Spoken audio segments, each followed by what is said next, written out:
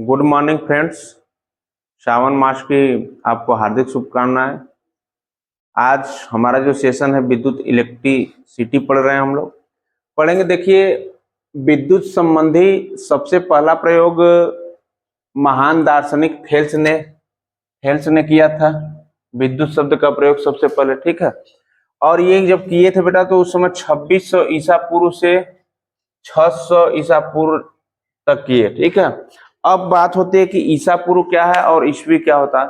देखिए, ईसा पूर्व जो 1000 से पहले होता है उसको ईसा पूर्व कहते हैं, और 1000 के बाद का समय क्या होता है, ईस्वी का होता है, ठीक है। जो 1 से गणना शुरू हो गई, आज 2025 चल रहा है हम लोगों का, तो ये ईस्वी है, ठीक है। और बाकी ये जो 600 बीसी, 400 बीसी, 500 बीसी, ये उल्टा चलता है, पहले का समय है, इसको बोलते हैं ईसा पूर्व, ठीक है। आइए हम लोग समझते हैं। देखिए, ये महान दार्शनिक थेल्स ने किया। अब थेल्स ने अंबर पर क्या किए कि बिल्ली की खाल या ऊनी कपड़े, बिल्ली की खाल आप लोग समझ रहे हैं, बिल्ली का ऊपर का त्वचा वाला भाग, उसके बाद देखिए ऊनी कपड़े से रगड़ कर देखा तो यह छोटे छोटे कागज के टुकड़े व खरपतवार को आकर्षित कर रहा था। जब इन्होंने बिल्ली की खाल और बिल्ली की खाल को और ऊनी कपड़े को रगड़ा तो क्या प्राप्त हुआ इनको, कागज के टुकड़े व खरपतवार को क्या कर रहा था, आकर्षित कर रहा था। उसके बाद ये इतना करके छोड़ दिए, ठीक है। उसके बाद अगले वैज्ञानिक आते हैं चार्ल्स डफे, जो कि आप लोगों के सिलेबस में भी है। चार्ल्स डफे ने क्या किया कि देखिए कांच की छड़ लिया। क्या किया, कांच के छड़। देखिए जो छोटे छोटे कण हैं ये उसको आकर्षित कर रहे थे, ठीक है। कांच की छड़ और रेशम सिल्क को रगड़ने पर ये जो छोटे छोटे कण थे उनको क्या कर रहे थे, आकर्षित कर रहे थे। और इसी को नाम दिया गया विट्रियस का। क्या नाम दिया गया बेटा, विट्रियस का, ठीक है। तो विट्रियस पूछेगा तो आप लोग बताओगे कि कांच की छड़ और रेशम को रगड़ने पर उसके छोटे छोटे कण को क्या कर रहा था, आकर्षित कर रहा था, इसलिए उसको क्या कहा गया, विट्रियस कहा गया। क्या कहा गया, विट्रियस। आगे फिर देखते हैं चार्ल्स डफे ने कि अब देखो आबनूस की छड़ ली, किसकी, आबनूस की छड़ लिए और बिल्ली की खाल या ऊनी कपड़े को रगड़े आपस में, ठीक है। तो ये क्या क्या कहलाया, ऊल कहलाया, ठीक है, ऊल। और इसको बोलते क्या है, रेजिनेस बोलते हैं। क्या बोलते हैं, रेजिनेस। क्या बोलते हैं, रेजिनेस। देखिए चित्र में बाएं तरफ कांच वाला भाग था जो वो धन आवेश था, और दाहिने वाला कांच जो ऊनी कपड़े से आबनूस की छड़ से रगड़ रहे थे उसको, वो क्या था, ऋणावेश। अब बात होती है कि धनावेश व ऋणावेश का नामकरण किसने दिया था, तो नामकरण दिया था बेंजामिन फ्रैंकलिन ने, ठीक है। इसको हम लोग नहीं भूलेंगे क्योंकि धन आवेश और ऋण आवेश का नाम किसने दिया था, तो बेंजामिन फ्रैंकलिन ने दिया था, ठीक है। इसको भूलना नहीं है, बहुत ही इंपॉर्टेंट है, इसको इंपॉर्टेंट भी लगा लीजिए परीक्षा की दृष्टि से। अब देखिए तड़ित चालक की खोज किसने की थी, तड़ित चालक की सर्वप्रथम खोज किसने की थी, बेंजामिन फ्रैंकलिन ने। अब देखो बेटा मत लिखो, मान जाओ। तड़ित चालक की खोज किसने की थी, बेंजामिन फ्रैंकलिन ने। अब आगे आते हैं, तड़ित चालक किससे बना होता है, तांबे की तार से बना होता है। किससे बना होता है जी, तांबे की तार से बना होता है, तांबे का तार, ठीक है। इसको कापर भी बोला जाता है। आगे विद्युत शब्द देखो इलेक्ट्रा शब्द से मिलकर बना है, ठीक है, इलेक्ट्रा से मिलकर। उसके बाद ये इलेक्ट्रा से जब मिलता है तो इलेक्ट्रॉन बनाता है। क्या बनाता है, इलेक्ट्रॉन। और इलेक्ट्रॉन शब्द क्या बनाता है, इलेक्ट्रिक। क्या बनाता है, इलेक्ट्रिक। तो आप कह सकते हैं कि इलेक्ट्रिक शब्द की खोज इलेक्ट्रा से, और इलेक्ट्रा जब इलेक्ट्रॉन बनाता है उसके बाद इलेक्ट्रिक बनाता है, ठीक। जिसको हिंदी भाषा में विद्युत बोलते हैं। शब्द का प्रयोग सबसे पहले कौन किया, रॉबर्ट ब्राउन ने। आपका जो सिलेबस है यहीं से स्टार्ट हो जाता है, ठीक है। तो रॉबर्ट ब्राउन ने विद्युत की खोज किसने की, तो किसने की, रॉबर्ट ब्राउन ने। इसके पहले का जो हमारा आधार था, इसको क्या करना, पढ़ते हुए आगे बढ़ते हैं हम लोग। आज का जो हमारा टॉपिक था विद्युत विभव, क्या है, विद्युत विभव। तो विद्युत विभव के बारे में हम लोग पढ़ते हैं, ठीक है। इसको इंग्लिश में बोलते हैं इलेक्ट्रिक पोटेंशियल, ठीक है। आगे एकांक, इसकी परिभाषा है, एकांक बिंदु आवेश को अनंत से विद्युत क्षेत्र के भीतर लाने में किया गया कार्य विद्युत विभव कहलाता है। ये बहुत ही छोटी सी परिभाषा, बहुत ही आसान परिभाषा है, इसको क्या करना है आप लोगों को याद करना। अब इसका सूत्र होता है, विद्युत विभव का सूत्र क्या होता है, W/Q, ठीक है, W/Q, जहां W जूल को प्रदर्शित करता है, Q बराबर कूलाम होता है और V बराबर वोल्ट होता है। देखिए यह एक कौन सी राशि है, अदिश राशि है। पूछ देगा एग्जाम में कि विद्युत विभव कौन सी राशि है, अदिश है कि सदिश है, तो क्या बताओगे, अदिश राशि। अब पूछेगा कि विद्युत विभव का मात्रक क्या होता है, तो आप लोग बताओगे जूल प्रति कूलाम। जूल प्रति कूलाम पे हमेशा माइनस चार्ज होता है, इसलिए उसको लिख दिए हैं, ठीक है। और कभी कभी एसआई पद्धति पूछता है, जिसको बोलते हैं एमकेएस पद्धति, ठीक है। तो एमकेएस पद्धति जब पूछेगा बेटा तो बताओगे विद्युत विभव का वोल्ट होता है, और जब पूछेगा मात्रक तो बताओगे जूल प्रति कूलाम, ठीक है। देखते हैं, पढ़ते हैं हम लोग विद्युत विभवांतर के बारे में। विद्युत विभवांतर को इंग्लिश में कहते हैं इलेक्ट्रिक पोटेंशियल डिफरेंस, ठीक है। देखिए विद्युत क्षेत्र के भीतर एकांक बिंदु आवेश को एक बिंदु से दूसरे बिंदु तक ले जाने में किया गया कार्य विद्युत विभवांतर कहलाता है। जैसे हम लोग चित्र को देखते हैं, देखिए एक बिंदु से दूसरे बिंदु की ओर जा रहा है कि नहीं जा रहा है, यही जो कार्य करेगा उसको विद्युत विभवांतर कहेंगे, ठीक है। ये इलेक्ट्रिक फील्ड का चित्र रहा कि धारा कैसे प्रवाहित हो रही दोनों तरफ, ठीक है। आगे विद्युत विभवांतर बराबर होता है V बराबर W/Q, जैसा कि विद्युत विभव भी बराबर होता है।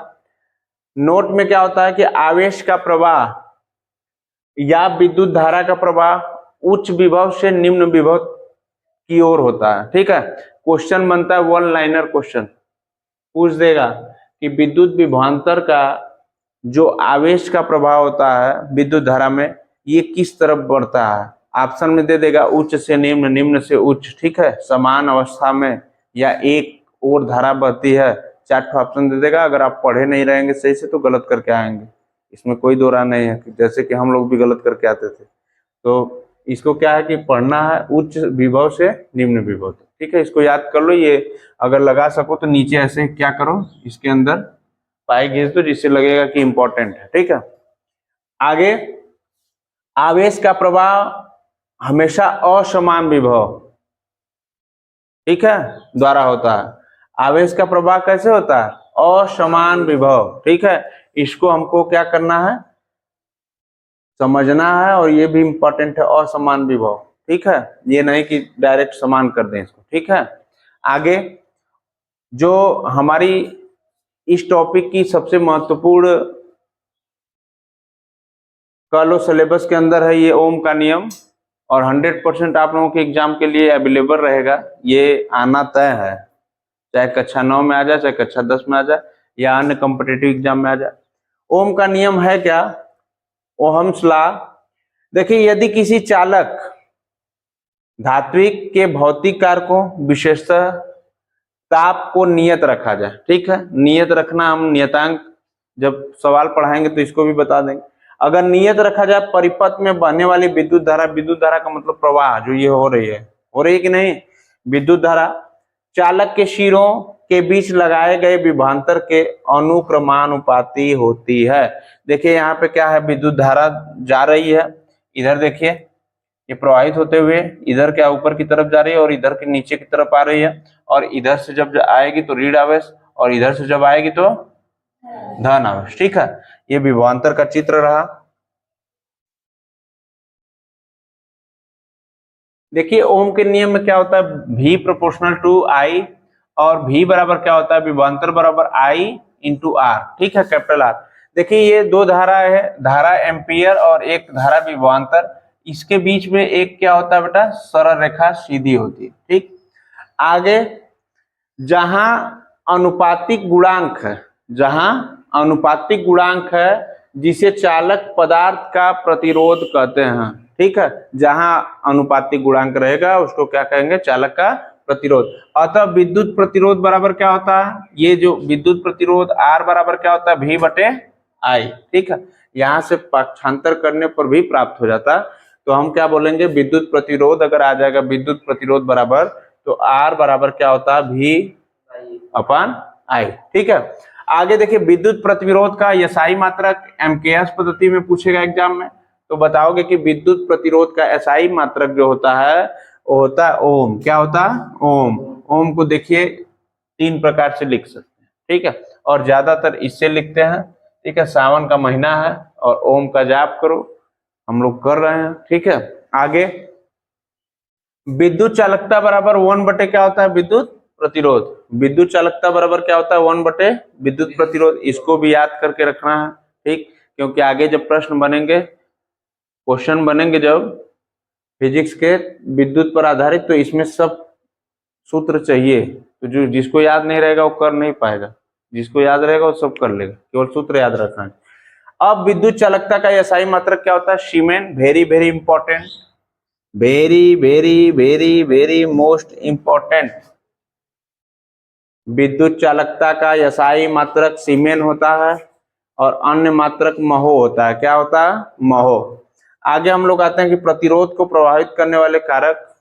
ठीक है, फैक्टर इफेक्टिंग ऑफ रेजिस्टेंस। ठीक है, इसमें क्या होता है कि लंबाई और अनुप्रस्थ काट का क्षेत्रफल। लंबाई आर प्रोपोर्शनल टू एल, समीकरण नंबर 1, और अनुप्रस्थ काट का क्षेत्रफल बराबर होता है आर प्रोपोर्शनल टू क्या होता है, 1/a। अब दोनों का क्या करेंगे, दोनों को मिलाएंगे। ठीक है, 1 व 2 को मिलाने पर तो यहाँ पे क्या हो जाएगा, आर प्रोपोर्शनल टू एल बटे ए, और या तो आर बराबर क्या लिख सकते हैं, पी इंटू यल बटे ए। पी क्या होता है, चालक तार का विशिष्ट प्रतिरोध। पी को क्या कहते हैं, चालक तार का विशिष्ट प्रतिरोध। तो यहाँ पे क्या हो जाएगा, एसआई मात्रक जब निकालना होगा तो हम कह सकते हैं कि एसआई मात्रक जो होता है ओम प्रति मीटर होता है। क्या होता है जी, ओम प्रति मीटर।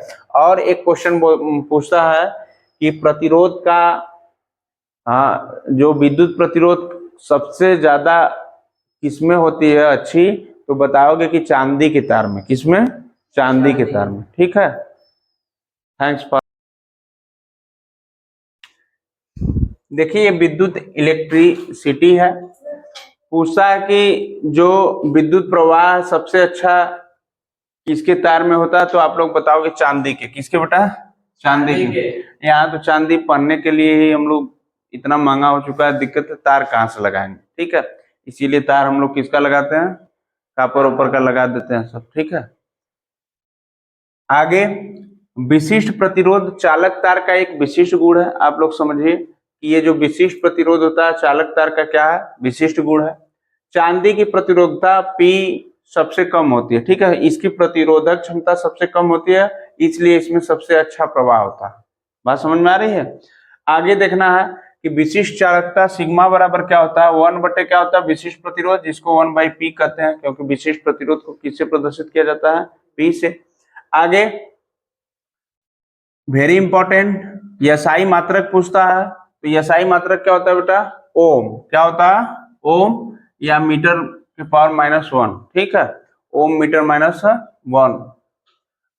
आगे बात होती है, नोट में देखते हैं हम लोग, प्रतिरोध चालक तार के लंबाई के समानुपाती होता है। क्वेश्चन पूछ देगा, ऑप्शनल क्वेश्चन पूछता है कि प्रतिरोध चालक तार के लंबाई के समानुपाती होता है, अनुक्रमानुपाती होता है, विलोमानुपाती होता है। ठीक है, इनमें से कोई नहीं। तो आपको अगर पता रहेगा कि प्रतिरोध चालक के हमेशा क्या रहता है, समानुपाती रहता है। ठीक है, ये बहुत ही इंपॉर्टेंट है फैक्ट, जो कि एग्जाम में बहुविकल्पी में पूछता है। ठीक है, आगे अर्थात यदि लंबाई n गुना की जाए, ठीक है, लंबाई को हम क्या कर दिए, n गुना कर दिए, प्रतिरोध n गुना हो जाता है। प्रतिरोध कितना हो जाता है, n गुना। अगर लंबाई को n गुना करते हैं तो प्रतिरोध भी क्या हो जाता है, n गुना हो जाता है। यदि तार को खींचते हैं, ठीक है, इसकी लंबाई n गुना करते हैं तो प्रतिरोध n² गुना हो जाएगा। ठीक है, यहाँ पर देखिए कोई लंबाई है, इसको क्या कर n² हो जा रहा है कि नहीं हो जा रहा है। जैसे एक प्रश्न है, हम क्वेश्चन, यदि तार को खींचकर इसकी लंबाई 2 गुना कर दिया जाए। तार को देखो खींच रहे हैं तो लंबाई कितनी हो जा रही है, 2 गुना। तो n की वैल्यू कितनी आ गई, 2 गुना कर दिया जाए तो प्रतिरोध कितना हो जाएगा। मैं बताया कि देखो n गुना अगर कर देंगे तो प्रतिरोध n² गुना हो जाएगा, जैसा कि R2 बराबर n² इंटू R1। तो यहाँ पे देखिए R2 बराबर n² का मतलब ये 2 का स्क्वायर हो जाएगा, 2 का स्क्वायर इंटू R1। तो ये क्या हो जाएगा, 4। R2 बराबर क्या हो जाएगा बेटा, 4 गुना हो जाएगा। कितना हो जाएगा, 4 गुना। इसका जो प्रतिरोध n² गुना हो रहा है तो इसका प्रतिरोध कितना हो जाएगा, कितने हो जाएगा, तो इसका प्रतिरोध हो जाएगा बेटा 4 गुना।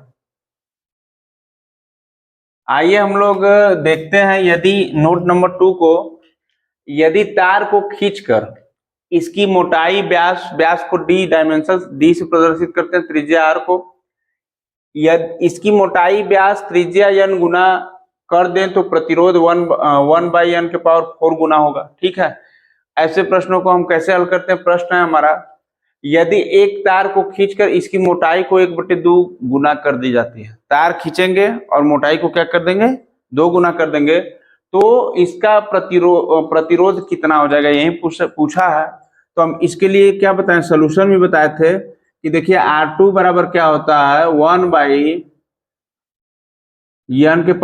इंटू R1, यही लिखवाए थे। तो देखिए मोटाई को 1/2 गुना कर रहा है, तो यहाँ पे R2 बराबर 1/n का वैल्यू कितना दिया है, n का वैल्यू 1/2 दिया है, तो 1/2 यहाँ पे करेंगे और के पावर क्या करेंगे 4 इंटू R1 कर देंगे। तो यहाँ से देखिए निकलेगा क्या कि R2 बराबर 1/2 का वर्ग कितना, 2 का 4 बार करोगे तो कितना आएगा, 2 दूनी 4 दूनी 8 दूनी 16, कितना आएगा बेटा 16, 1/16 और इंटू R1। इसको क्या लिखा जा सकता है, इसको पक्षांतर किया जा सकता है, इसको क्या किया जा सकता है, पक्षांतर।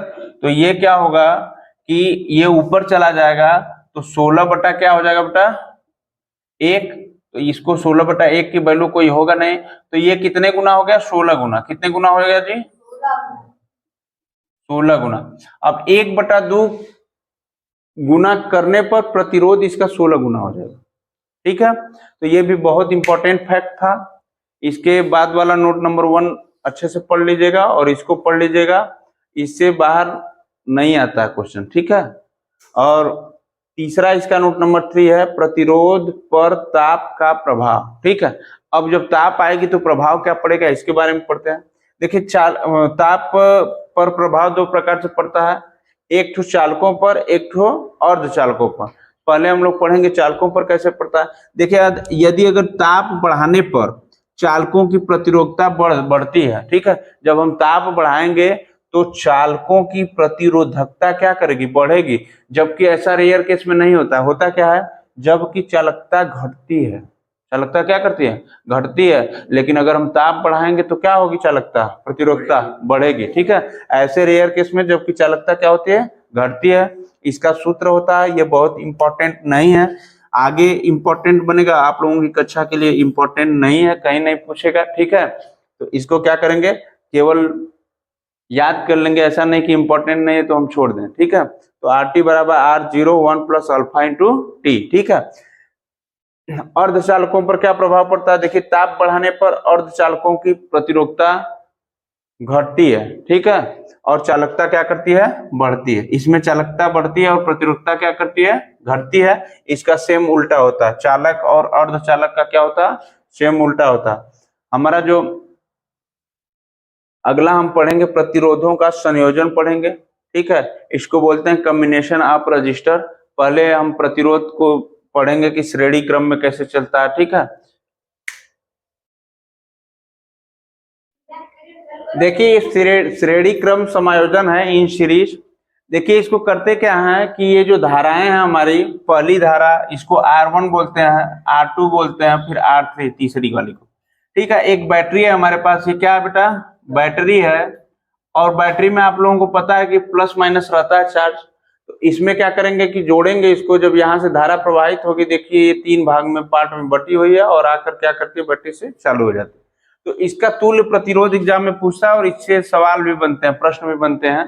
ठीक है, तो तुल्य प्रतिरोध R बराबर जब पूछेगा तुल्य प्रतिरोध, तो बताओगे R1 R2 R3 का योग। ठीक है, R1 + R2 + R3। ठीक है, तुल्य प्रतिरोध के बारे में। अब अर्थात श्रेणी क्रम संयोजन में प्रतिरोध को तब जोड़ते हैं जब प्रतिरोध को मान बढ़ाना है। जैसे कि प्रतिरोधकता की मान अगर बढ़ानी है आपको, तो तुल्य प्रतिरोध को क्या करेंगे, जोड़ देंगे आपस में। क्या करेंगे, जोड़ देंगे। अब हमारा जो दूसरा है, ये श्रेणी क्रम हम पढ़ ली संयोजन। अब दूसरा जो पढ़ेंगे बेटा, समांतर क्रम संयोजन पढ़ेंगे। इसको इंग्लिश में बोला जाता है इन पैरेलल, क्या बोलता है, इन पैरेलल। अब इसमें जो तीन धाराएं हैं इसको बोलते हैं क्या, I1, क्या बोलते हैं, I1, इसको बोलते हैं I2 और इसको क्या बोला जाता है, I3। ठीक है, अलग अलग नाम रखना पड़ेगा। तो ये जो तीन धाराएं हैं जा रही हैं, इनको तीनों को क्या करोगे, आपस में आप लोग जोड़ोगे, क्या करोगे, आपस में जोड़ोगे। और जोड़ने के बाद करेंगे क्या कि इसको एक बैटरी से जोड़ेंगे, किसको जोड़ेंगे, बैटरी से धारा प्रवाह के लिए यहां से जोड़ेंगे। तो ये धारा प्रवाह होगा, ये तीनों में क्या होगी, इसकी फेस जाएगी और आगे आकर क्या करेगी, इसमें माइनस चार्ज में मिल जाएगी। ठीक है, हाँ, एक क्वेश्चन बनता है कि इसका जो विभवांतर होता है समान होता है, इसका विभवांतर समांतर श्रेणी में क्या होता है जी, समान होता है, लेकिन जो धारा बहती है वो असमान रूप से बहती है। किससे बहती है, असमान रूप से, क्योंकि ये अलग अलग अपन है इसलिए असमान रूप से बहती है। ठीक, अब तुल्य प्रतिरोध पूछेगा कि समांतर क्रम संयोजन में तुल्य प्रतिरोध क्या होता है, तो आप क्या करेंगे, 1/R बराबर 1/R1 plus 1/R2 plus 1/R3, तीनों का योग कर देंगे। ठीक है, लेकिन 1/, में करेंगे। ठीक है, आगे बढ़ते हैं। प्रतिरोध को समांतर क्रम में तब जोड़ा जाता है जब प्रतिरोध का मान कम करना होता है। ठीक है, जब कम की बात आएगी तो क्या करेंगे, इसको जोड़ देंगे। ठीक है, समांतर क्रम को